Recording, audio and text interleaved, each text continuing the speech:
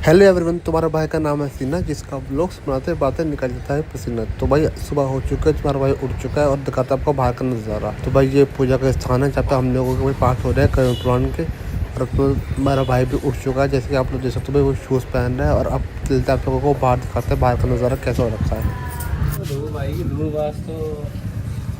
तो आज का मौसम बढ़िया हो रहा है भाई, धूप निकलने की आशंका है और बादल भी हट चुके हैं। तो तुम्हारा भाई फटाफट से जा रहा है, नहा धो कर रेडी हो जाता है। तो तुम्हारा भाई नहा धो कर रेडी हो चुका है और भाई भी हम लोगों को जाना है मंदिर। तो तुम्हारा भाई पापा का जैकेट पहन लेता है इसी के ऊपर। तो तुम्हारा भाई रेडी है जाने के लिए और अब चलते हैं भाई को लेकर मंदिर, शिव मंदिर, जहाँ पे हम लोगों को भाई पूजा करनी है। और ये पूजा ऑलमोस्ट 13 दिन तक हम लोगों को रोज जाके करनी है। तो आज मेरे साथ मेरी मौसी जी भी जा रही है, भाई मैं और मौसी जी जा रहे हैं मंदिर में पूजा करेंगे। तो हम लोग अब भाई मंदिर के पास पहुंच के हमारी मौसी जी आगे आगे भाई जा रही है, जैसे कि आप लोग देख सकते हो। ये तुम्हारा भाई है और मैंने अपने भाई को फ़ोन दे दिया जिससे कोई वीडियो बना सके। और मंदिर में आज पूजा होगी, मुझे खाली जल चढ़ाना है और फिर शाम की तैयारी करेंगे क्योंकि आज गरुड़ पुराण का पाठ भी होना है शाम को। तो फटाफट से आप लोगों को लेकर चलते हैं, पूजा अर्चना करते हैं, उसके बाद वापस घर आके नाश्ता करेंगे। नाश्ता करने से पहले पिताजी के लिए निकालना भी है। तुम्हारा भाई ने यहाँ पे चप्पल उतार दी। अब चलते हैं मंदिर के अंदर और पंडित जी के पास चलते हैं कि पंडित जी बताएंगे ना हम लोगों को कि क्या करना है, कैसे करना है। आज कल जो उन्होंने कराया था तब तो उन्होंने मुझे पाठ भी कराया था, पूजा कराई थी पूरा पीपल के गाछ में। और ये हमारे मौसी जी आ गई है साथ में। तो चलते हैं अब मंदिर के अंदर। ये मंदिर का द्वार है और हमारे पंडित जी कहाँ बैठे वो भी दिखाता हूँ आप लोगों को। तो भाई पंडित जी देखो साइड में बैठे हुए हैं, माता जी भाई उनका आशीर्वाद ले रही है। दोनों पंडित जी भाई साइड में बैठे हुए हैं आज और सामने आसन में बिछा रखा है। तो अब तुम्हारा भाई पंडित जी के पास बैठता है और पूछता है क्या करना है क्या नहीं। तो पंडित जी कहते हैं ये लोटा लेके चले जाओ और पीपल के गाछ में जल चढ़ा दो, जो भी लोटे में जल है इसको वहाँ पर चढ़ा दो। हमारी मौसी जी भी पूजा कर रही है मंदिर में। तब तक तुम्हारा भाई जाता है और पीपल के पेड़ पे, ये सामने आप पीपल का पेड़ देख रहे हो भाई, इसी पर तुम्हारा भाई को जल चढ़ाना है और भगवान जी से आशीर्वाद लेना है।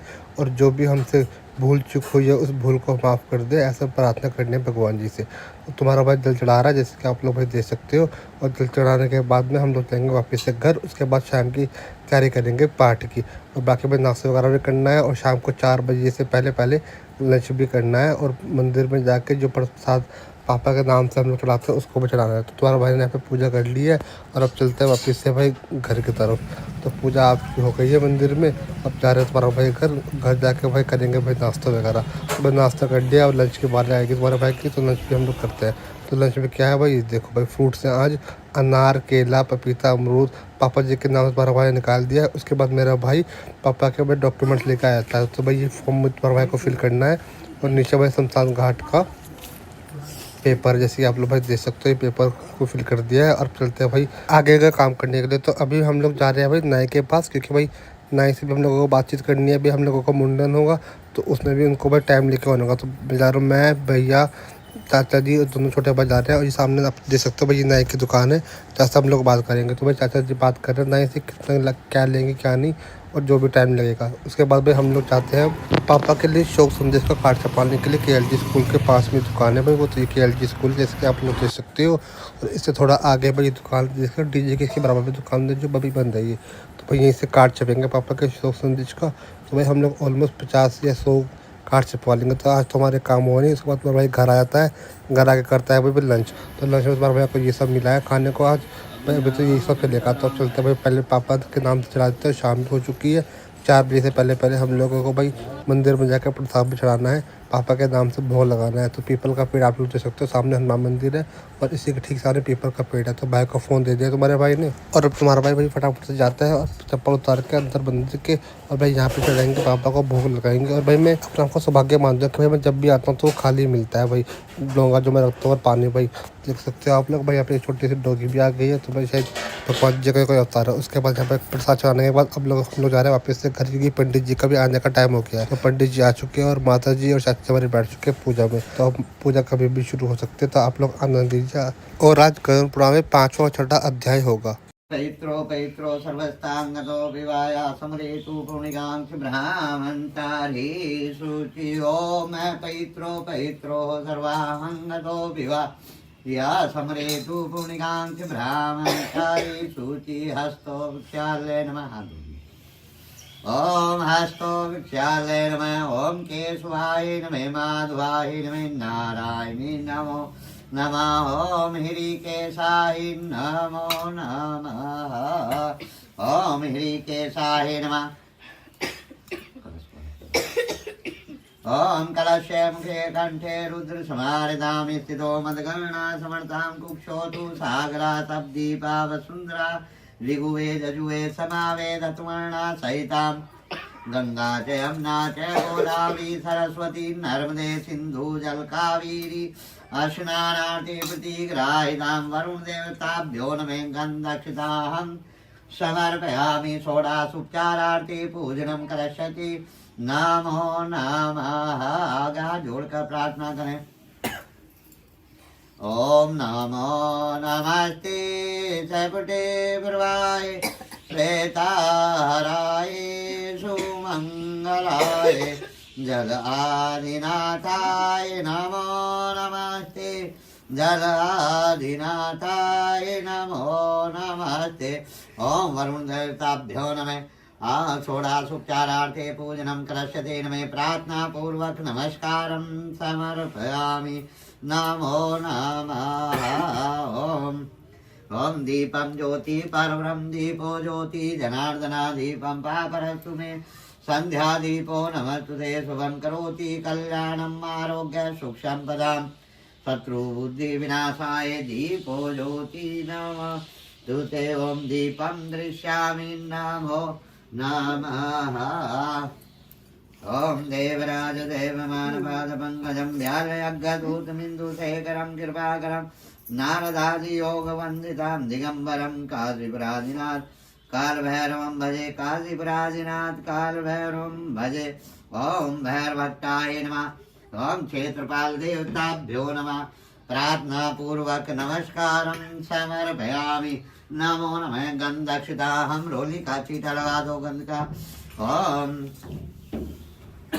ओम अमीरं च गुलालं हरिद्रादि समर्पयामि नमो नमः वनस्पतेरसोदते गणाउक्षो धूपं दृश्यामि अग्निर्ज्योति ज्योति अग्निवचर्षो सूर्यो ज्योतिर्ज्योतिरग्निवचर्षो स्वाहा सूर्यो ज्योति ज्योति अग्निवचर्षो स्वाहा ओम धूपं दीपं दृश्यामि नमो नमः षोडशोपचारार्थे पूजनं करिष्यति नमो नमः पुनः हस्तो फिर हाथ धो लीजिए ओम हस्तो विक्षाल्य नमो नमः शांति पाठस्य स्वस्ति वाचनं कुर्याति नमो नमः हरि ओम स्वस्ति न इंद्र वृद्धस्रवाहं स्वस्ति न पूका विश्वेदाः स्वस्ति न ऋष्णेमि स्वस्ति नो बृहस्पते ददातु ओम पयो व्रतवान् पयो दिव्यन्तरिक्षे पयोधां प्रदुसन्तु माम् ओम विष्णुरराटमसि विष्णु सपने श्री विष्णु ध्रुवे श्री विष्णु विष्णु एष ओम अग्निदेवता वातो देवता सूर्यो देवता चंद्रमा देवता वसो देवता रुद्रो देवता मारुतो देवता ओम धम शांतिरंतरिक्ष ओम शांति पृथ्वी शांति रापा शांति वनस्पते शांति श्यामा शांति शांति रोधे शांति रेवा शांति ब्रह्म शांति सर्वगुण शांति शांति ओम यथेन्दे व्रतदे ब्राह्मणे तेने अगमनोर्जूति जुष्टां यस्य बृहस्पते तन्नो ताविष्यक्षं ते धातु देवामियां दान्तो प्रतिष्ठाय नमः ओम मतिकर्णं भैर्णं गजासरणं गणेशा गणेशा भविन्दे केदारे सन्निवेशनं योगी सरसर जगदीशं सुमच्छन्दो कपलो गजकर्णो लंबोदरविक्तो विघ्नाथो धूमकेतु भालचंद्रो दशानि नमामि विद्यारंभे विवाहे च प्रवेश निर्गमे संग्राम संकट विघ्न तस्य न जायते हरि ओम त्वा गणपति पुंगवामहे प्रियनाम त्वा प्रियपति पुंगवामहे निधिनाम त्वा निधिपति पुंगवामहे वस्वोऽहं जानी गर्भधम्माः अम्बे अंबिके अम्बालिके नमनश्य सुभद्रगां कपालिनी वास्मि हेमा दत्तन्यवर्देवी शंकर प्रियां लंबोदरत जननी गौरी महामयं सर्वंगल्य मांगल्य शिवे सर्वासाधिके शरण्ये त्र्यंबके गौरी नारायणी अलमारी में ऊपर है कौन अलमारी है नहीं सामने जो है ना इसमें थोड़ी थोड़ी छोड़ ओम श्रीमन्गणाधिपते नमः लक्ष्मी नारायणाभ्याय नमः उमा महेश्वराभ्याय नमः वाणी गर्भाभ्याय नमः साची प्रन्द्राभ्याय नमः मातृपितृचरण कलमेभ्यो नमः ग्राम देवताभ्यो नमः कुल देवताभ्यो नमः पितृदेवताभ्यो नमः अस्तान देवताभ्यो नमः वास्तुदेवताभ्यो नमः सर्वदेवेभ्यो नमः ब्राह्मणेभ्यो नमः ओम बुद्धि शुद्धि सहितां श्रीमन्गणाधिपते नमो नमः ओम एकदंताय विद्महे गौरी सुताय धीमहि तन्नो गणपते प्रचोदयात्। संकल्प कराइए, हाथ में दक्षिणा रखें।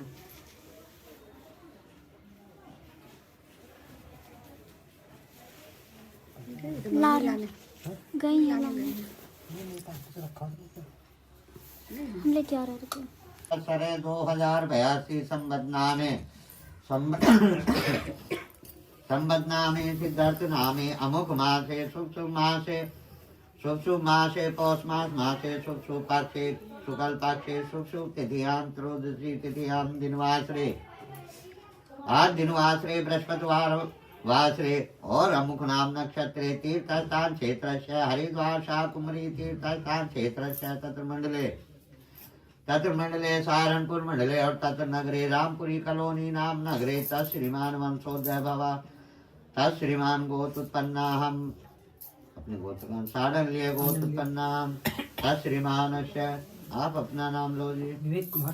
विवेक कुमार सिन्हा जी। अत मध्य तत्श्रीमान स्वर्ग श्री सुनील कुमार सिन्हा जी की आत्माओं की शांति निमित्ताय ओम देवताभ्यो पितृभ्यो ये च महायोगेभ्यो सदाहे स्वाहे नित्यमेव नमो नमः।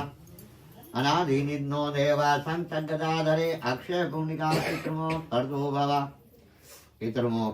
भव ओम देवताभ्यो पितृभ्यो ये च महायोगेभ्यो सदाहे स्वाहे नित्यमेव नमो नमः। अनादि निधनो देवा संचगदाधरे अक्षय पुण्यका पितृमोक्तर्दो भव। गरुण पाठस्य करशति नामो नमः।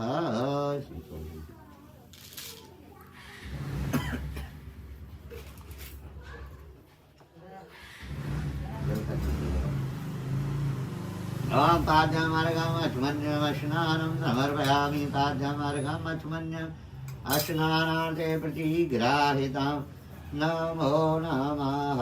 हरि ओं। वस्त्रमुपवस्त्रं यज्ञोपैतं वस्त्रोपवस्त्रं यज्ञोपैतं समर्पयामि नमो नमः। यज्ञोपैतान्ते अच्मन्यहं जलं समर्पयामि अच्मन्यहं जलं समर्पयामि। जल का शीतला दो अच्मन्यं जलं समर्पयामि। सिन्दूरान्ते समर्पयामि। अमीरं च गुलालं हरिद्रादि समर्पयामि। अक्षताहं समर्पयामि। वंशवृद्धि हेतवे दुर्वाकारां सुहारितान् मङ्गलप्रदाननस्तुते दुर्वाकारान्ते समर्पयामि। ओम माल्यादीनि सुगन्धीनि माल्यादीनि वो गुरो महतानि पुष्पाणि पूजार्थे प्रतिग्राहिताम्। ओम नाभ्यासी दर्शने शेषणोदो समर्थे पाद्यां भूमि दिदात्रेता लोकल्पयन्न नमो नमः। आगा जोड़कर प्रार्थना करें। ओम एकदंताय विद्महे गौरी सुताय धीमहि तन्नो गणपते प्रचोदयात्।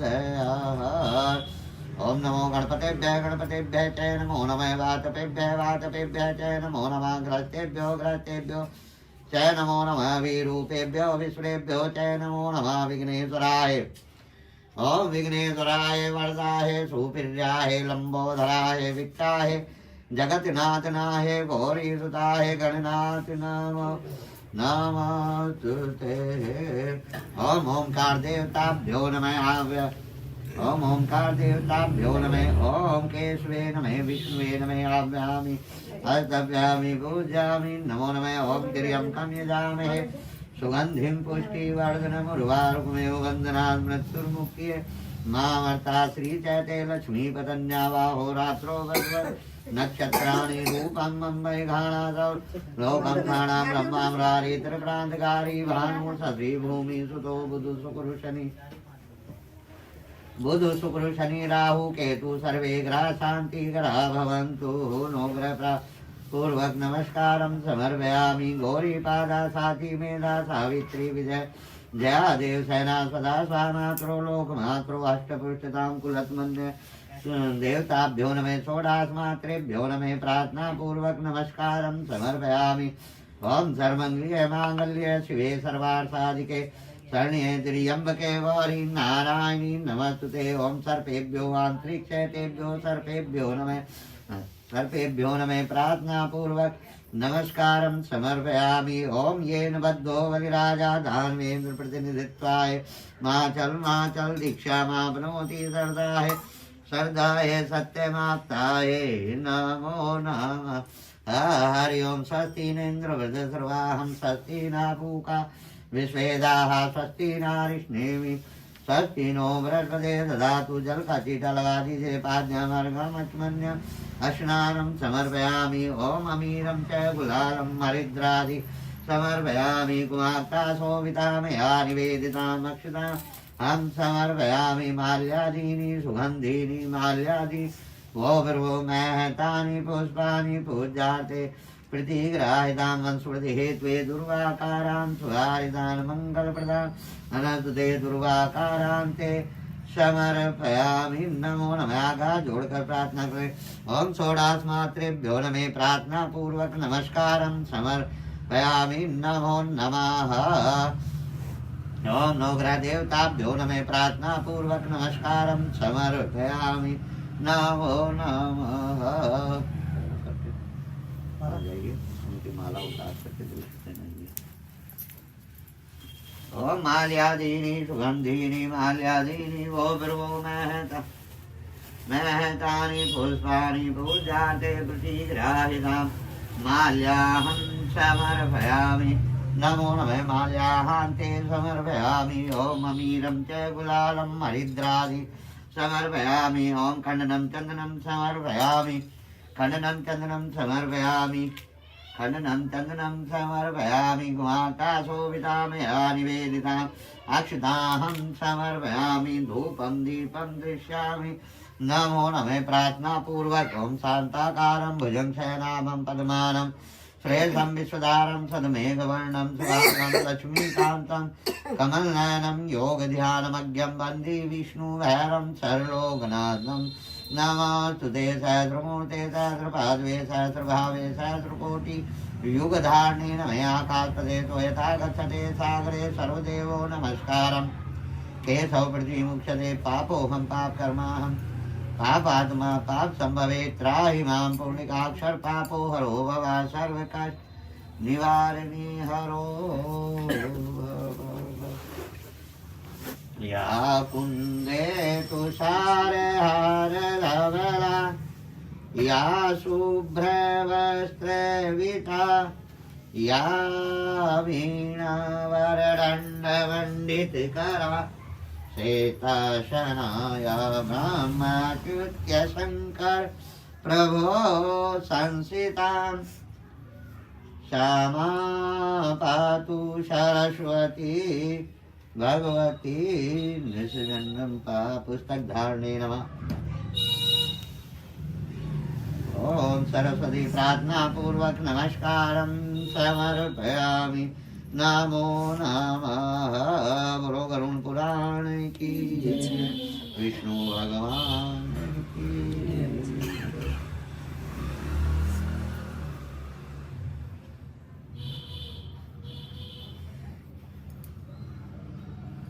आज पंचम अध्याय में विष्णु भगवान गरुड़ जी से कहते हैं कि पापियों का किन किन योनियों में जन्म होता है।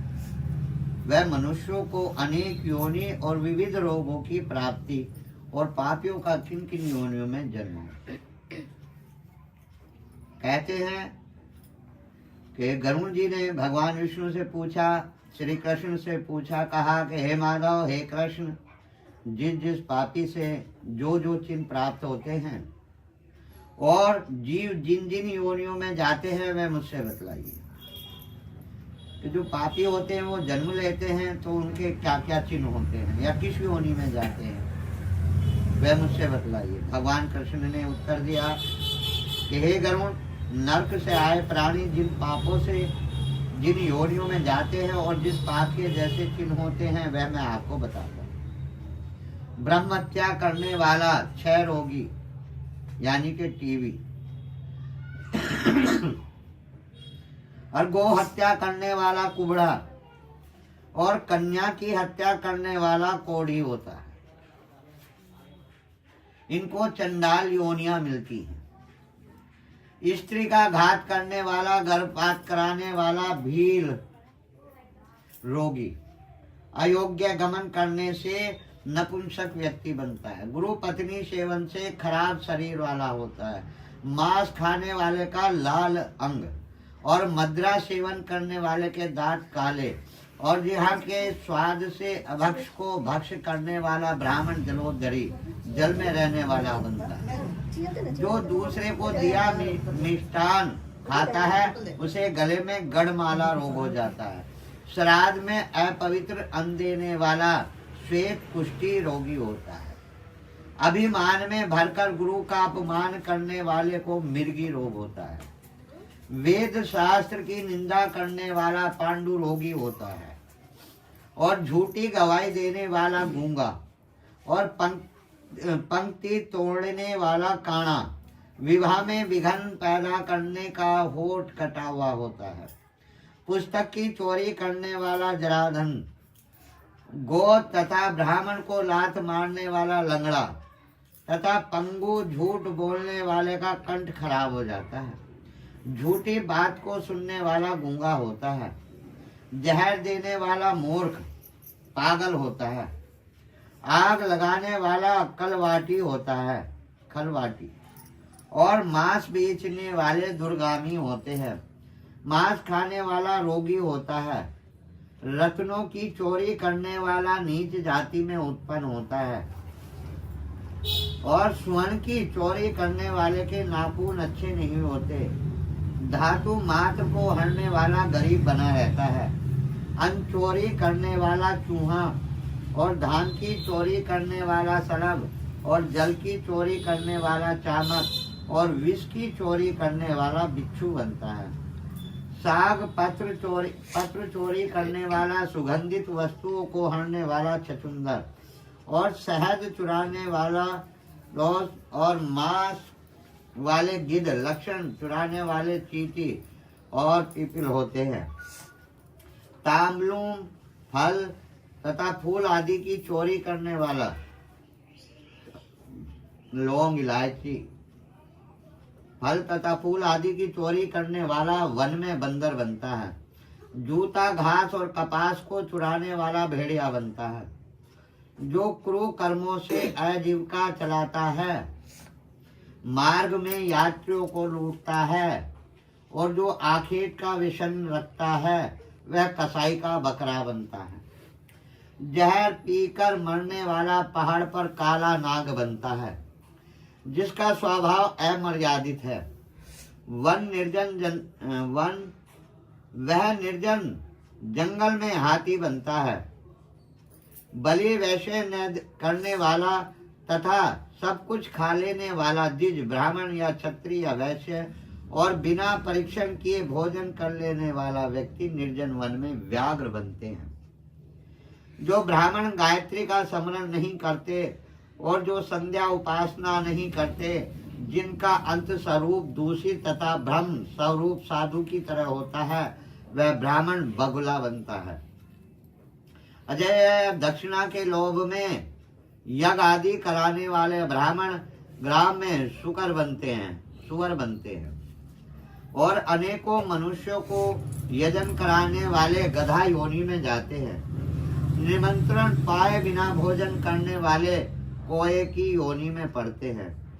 जो ब्राह्मण सुपात्र को विद्या का दान नहीं देते, वे बैल की योनि में जन्म जाते हैं। और गुरु की सेवा न करने वाले दुष्टजन पशु की योनि में जाते हैं।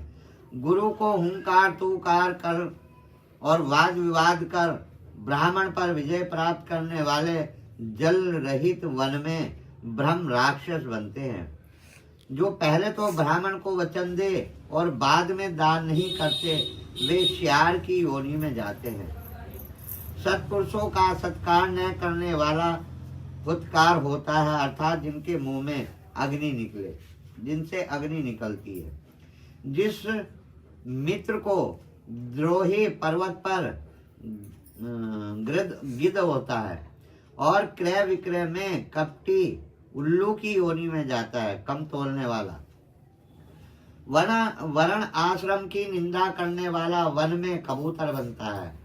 आशा का छेदन, शनि का छेदन, द्वेष विचार कर स्त्री का त्याग करने वाला बहुत समय तक चक्र वाहक पक्षी बनता है।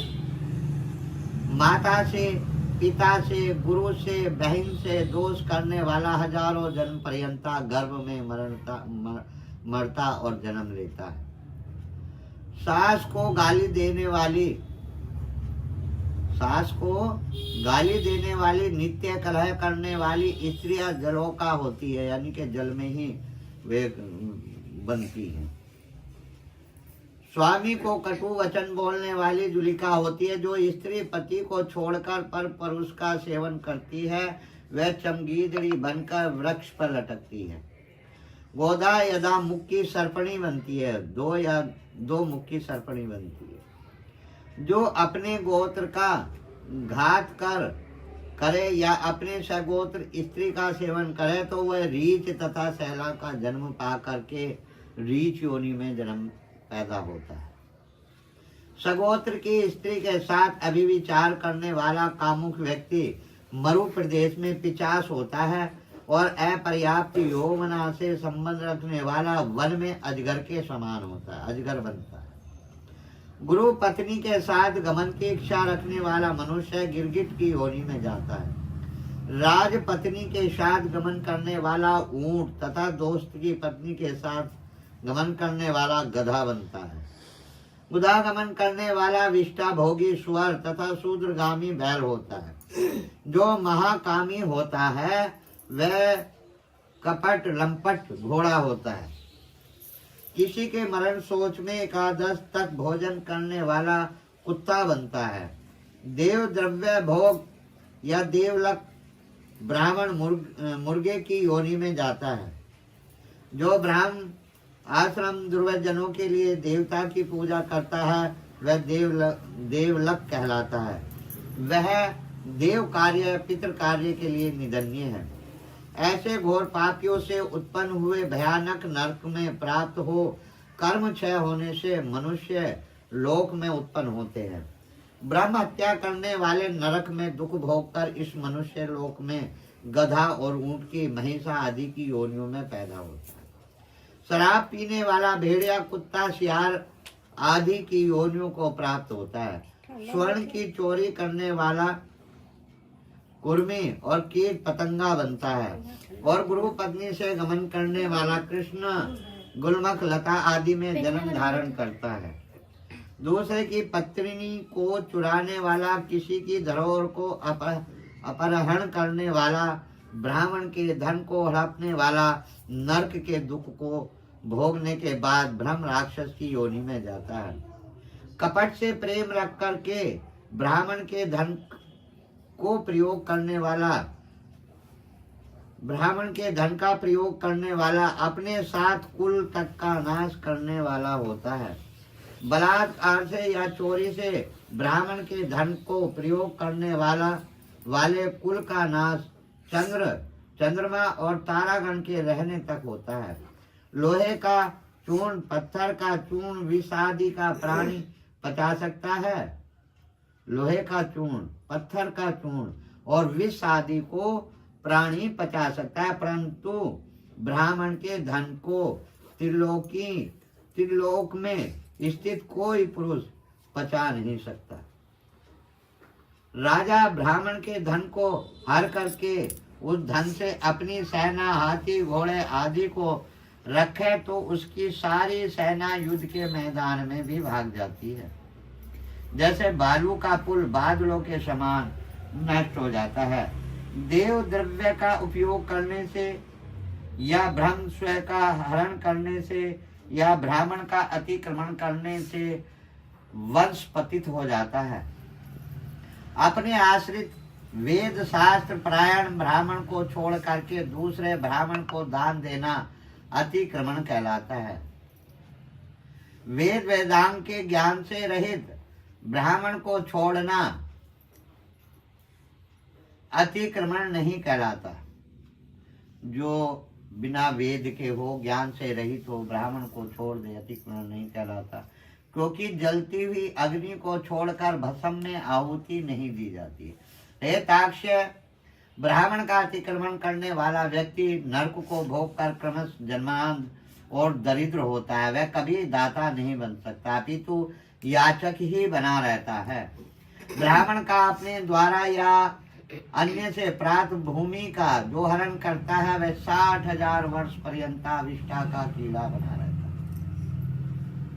स्वयं ब्राह्मण को दान देकर आप ही हरण करने वाला पापी पुरुष महाप्रलय तक नरक हो जाता है। ब्राह्मण की जीविकार्थ पृथ्वी का दान देकर फिर उस पृथ्वी को की यतन से रक्षा न करे, वरना उसकी हरण कर ले तो वह पंगु होता है। ब्राह्मण की वृत्ति के करने से लक्ष्य गोदान का फल मिलता है और ब्राह्मण वृत्ति को हरने वाला मरकट तथा कुत्ता बनता है। हे गरुण, पापी नरक के दुखों को भोग कर इस मनुष्य लोक में आकर अपने किए हुए कर्मद, अंध, पंगु इत्यादि चिन्ह हुए दिखते हैं। कुत्ता, पशु, पक्षी, चंडाल आदि योनियों में दिखाई देते हैं और महान लोक से युक्त हो इन पूर्व में कई भी योनियों में पैदा होते हैं। 1000 जन्म पर्यंता शरीर को प्राप्त कर पक्षी बनते हैं। उस योनियों में दृष्टि, शीत, ताप आदि का दुख भोग कर शुभाशुभ कर्म भोगने के लिए मनुष्य जन्म पाते हैं। इस क्रम में स्त्री और पुरुष के प्रसंग से जीव गर्भ में प्राप्त हो और गर्भ के दुख आदि से मरण पर्यंता दुखों को भोग कर फिर मृत्यु को प्राप्त होते हैं। जन्म तथा मरण सौदेज, उदेज, अंडज और जरायुज सब प्रकार के प्राणी शरीरधारी मात्र होता है। इस संसार चक्र की वृत्ति ऐसी ही हो रही है जिस प्रकार घंटे यंत्र की तरह भ्रमण करता है, यानी कि घड़ी घूमती रहती है। जिस प्रकार घड़ी की तरह भ्रमण करता है, वैसे सर्वभूत प्राणी कर्म के पास से बंधे हुए हैं। माया के द्वारा भ्रमण करता है, कभी भूमि पर तो कभी नरक में जाता है। अन्नदान न देने से दरिद्र होता है, इसलिए दरिद्र बन जाने से पाप करता है और उस पाप के प्रभाव से वह नरक को जाता है। फिर नरक से आकर के दरिद्र बन करके पाप करता है। हे गरुड़, अपने किए हुए शुभाशुभ कर्म अवश्य भोगने पड़ते हैं। अनेक कल्प बीत जाते हैं, फिर बिना भोगे कर्म का विनाश होता है। बोलो गरुण पुराण की, बोलो विष्णु भगवान की।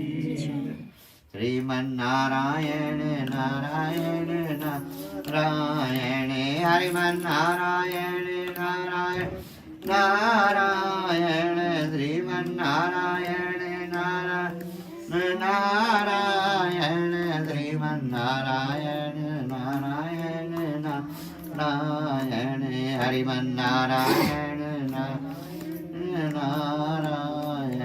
श्रीमन्नारायण नारायण नारायण, हरिमन्नारायण नारायण नारायण, श्रीमन्नारायण नारायण नारायण, श्रीमन्नारायण नारायण नारायण। बोलो विष्णु भगवान की, बोलो गरुण पुराण की। अतः हमें सभी को भगवान की शरण में जाना पड़ता है। किसी भी रूप में जाए, कभी भी जाए, किस आयु में जाए, किस दुख से जाए, किस सुख से जाए, अकाल मृत्यु से जाए, सभी को भगवान की शरण में जाना पड़ता है। इसलिए हमेशा घर में प्रभु का ध्यान करना चाहिए। हमेशा भगवान का ध्यान रख करके सुबह प्रातः उठ करके भगवान का भजन भी नहीं कर सकते, नहीं हो सकता, तो अपनी पूजा की सफाई करके दीप धूप दीप जला देना और भगवान के सामने हाथ जोड़कर जो भी कहना हो वो कहे तो प्रभु की कृपा होती है। और विशेषकर जो घर में बड़ा होता है वो सुबह उठे, अपना स्नान ध्यान करे, घर पे बाहर पानी वगैरह डाले और घर में अपना पूजा पाठ का कार्य करना चाहिए और भगवान को सब कुछ समर्पित कर देना चाहिए। कैसे? अब सौंप दिया इस जीवन का सब भार तुम्हारे हाथों में। अब सौंप दिया इस जीवन का सब भार तुम्हारे हाथों में। के हे प्रभु, हमने जो हमारे ऊपर भार है या हमारा जो भार है वो हमने आपको सब सौंप दिया है। आप उसके द्वारा हमारे ऊपर अपनी कृपा बनाकर रखें। कैसे है जीत तुम्हारे हाथों में, हर हार तुम्हारे हाथों में है जीत तुम्हारे हाथों में, हर हार तुम्हारे हाथों में। अब सौंप दिया इस जीवन का सब भार तुम्हारे हाथों में। हे प्रभु, अगर मेरी जीत हुई तो आपकी जीत है और मेरी हार है तो आपकी हार होती है। इसलिए सारा जीवन हमने आपको सौंप दिया है, समर्पित कर दिया। ऐसे मेरा निश्चय है एक यही, एक बार तुम्हें पा जाऊं मैं। मेरा निश्चय है एक यही, इस बार तुम्हें पा जाऊं मैं। अर्पण कर दूं जगती भर का सब प्यार तुम्हारे हाथों में। अर्पण कर दूं जगती भर का सब प्यार तुम्हारे हाथों में। या तो मैं जग से दूर रहूं और जग में रहूं तो ऐसा रहूं। या तो मैं जग से दूर रहूं और जग में रहूं तो ऐसा रहूं। इस पार तुम्हारे हाथों में, उस पार तुम्हारे हाथों में। अब सौंप दिया इस जीवन का सब भार तुम्हारे हाथों में। यदि मानुष ही मुझे जन्म मिले तो तब चरणों का पुजारी रहूं। यदि मानुष ही मुझे जन्म मिले तब चरणों का पुजारी रहूं। मुझ पूजक की एक रग का होतार तुम्हारे हाथों में। मुझ पूजक की एक रग का होतार तुम्हारे हाथों में। जब जब संसार का बंदी बन दरबार तेरे में जाऊं मैं। जब जब संसार का बंदी बन दरबार तेरे में जाऊं मैं। तब तब हो पापों का निर्णय सरकार तुम्हारे हाथों में। अब सो इस जीवन का सब भार तुम्हारे हाथों में। मुझ में तुझ में भेद यही, मैं नर हूँ तू नारायण। मुझ में तुझ में है भेद यही, मैं नर हूँ तू नारायण। मैं हूँ संसार के हाथों में, संसार तुम्हारे हाथों में। अब सौंप दिया इस जीवन का सब भार तुम्हारे हाथों में। अब सौंप दिया इस जीवन का सब भार तुम्हारे हाथों में। श्रीमन नारायण नारायण नारायण, श्रीमन नारायण नारायण नारायण, हरिमन नारायण नारायण नारायण, श्रीमन नारायण नारायण नारायण। बोलो विष्णु भगवान की जय, बोलो गरुण पुराण की जय। छठे अध्याय में विष्णु भगवान गरुण जी से कहते हैं और पूछते हैं कि गर्भ आदि दुख यदि तन में कथय केशवे, जब गर्भ में बच्चा होता है तो वो किस प्रकार के दुख भोगता है, कैसे कैसे दुख भोगता है। गरुड़ जी ने कहा एक ऐसा नरक से आया हुआ जीव माता के गर्भ में कैसे उत्पन्न होता है और कैसे दुख भोगता है, वह गर्भाशय आदि के दुखों को किस प्रकार भोगता है, वह सब मुझसे बतलाने की कृपा करें। तब विष्णु भगवान बोले कि स्त्री पुरुष के समागम से स्त्री का रज पुरुष का वीर्य दोनों एकत्र हो गर्भ में स्थित होता है। वह जीव जिस तरह जन्म लेता है उसके विषय में मैं आपको बताता हूँ। स्त्री के ऋतु काल के मध्य में पापी पुरुष के शरीर की उत्पत्ति होती है और विश्व रूप को मारने से इंद्र की हत्या लगी। इंद्र ने उसके 4 विभाग करके पृथ्वी, जल, वृक्ष और स्त्री को क्रम में दे दिया। स्त्रियों में ऋतु काल आने से पुत्र आदि की उत्पत्ति होती है। इस कारण स्त्रियां 3 दिन तक अपवित्र रहती हैं। ऋतु काल में प्रथम दिन स्त्री चंडालिनी, दूसरे दिन ब्रह्मघातनी के समान और तीसरे दिन धोबनी के समान होती है। इन 3 दिनों में नरक से आए हुए जीव पैदा होते हैं। ईश्वर से प्रेरित हुए कर्मों से शरीर धारण कर पुरुष के वीर्य बिंदु के आश्रय से स्त्री के उदर में जीव प्रवेश करता है।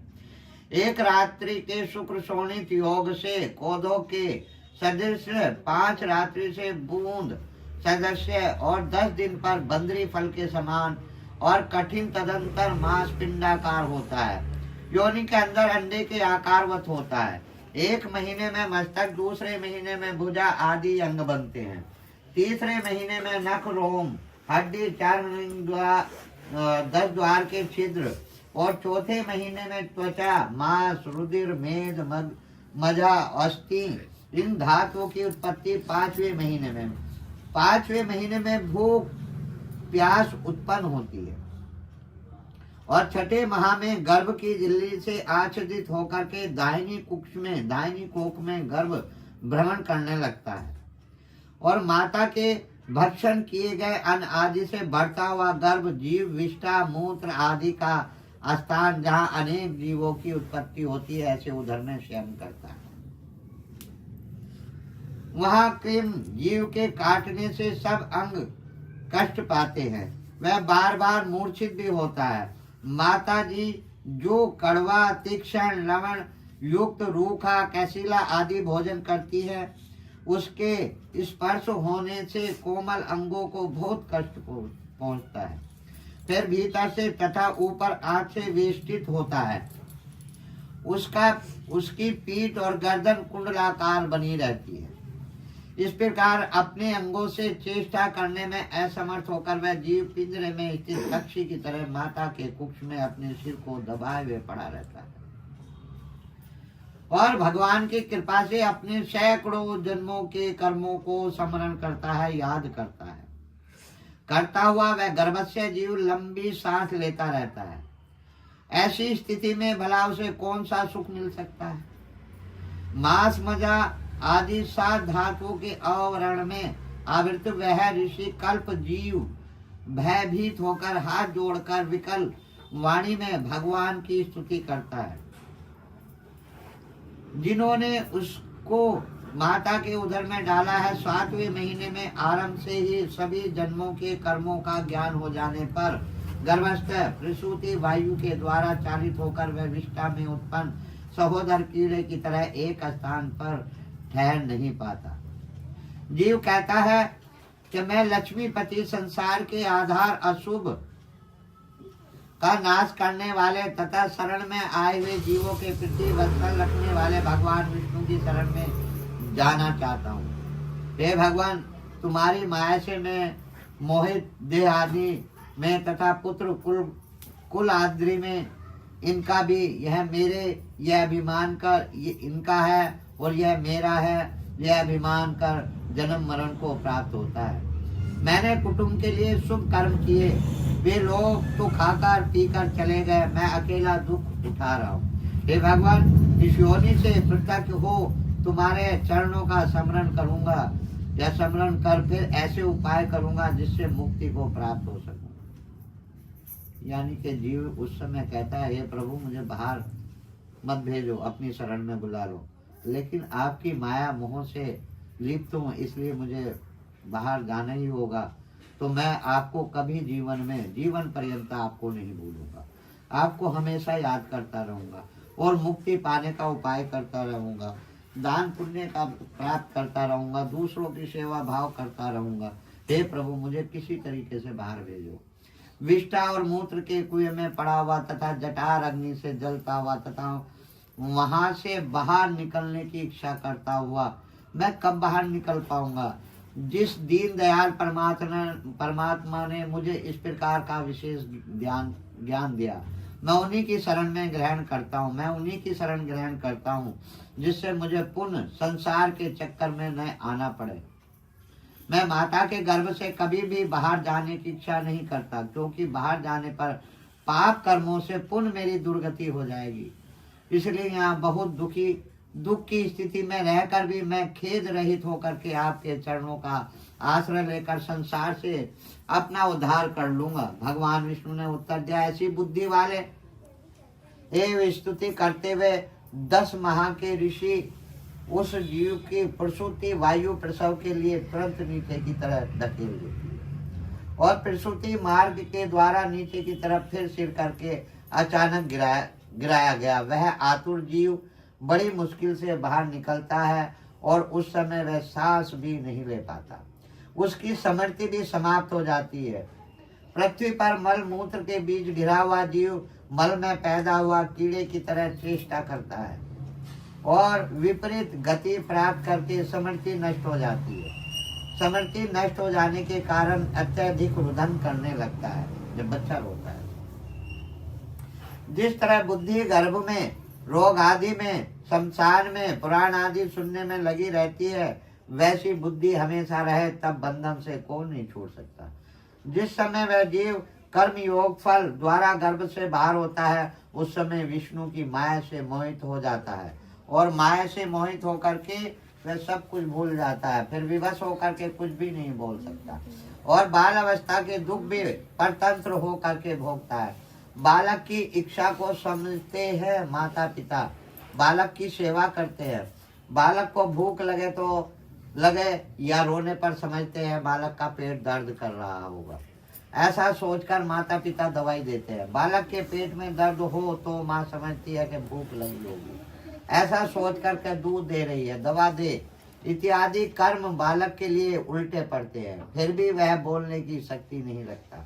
माता ने बालक को ऐसी खटिया पर सुलाया जिसमें अनेक जीव है, तो उसे बालक को दुख पाते हैं, परंतु वह उठने में असमर्थ होता है, अपने शरीर को खुजला भी नहीं पा सकता। दंश मच्छर खटमल इत्यादि उस बालक के शरीर का खून पीते हैं, परंतु बालक अज्ञान रहित होकर भी रोता हुआ अनेक दुख भोगता है। इस तरह 5 साल तक वह बाल अवस्था के दुख भोग कर पूर्ण अवस्था में विद्या अध्ययन करते समय दुख भोगता है।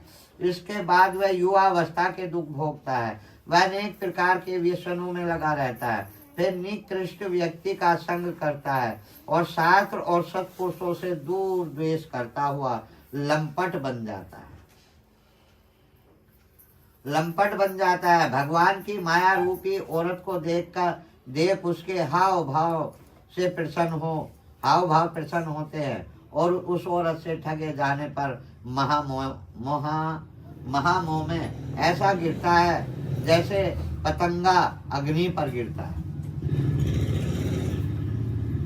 फिर हिरण, हाथी, पतंगा, भौर आदि मछलियां, ये 5 क्रम से शब्द, स्पर्श, रूप, गंध और रस, इन 5 इंद्रियों से 5 विषयों का भोग करता है। इन 5 विषयों में से एक में अशक्त होने के कारण ही मर जाता है।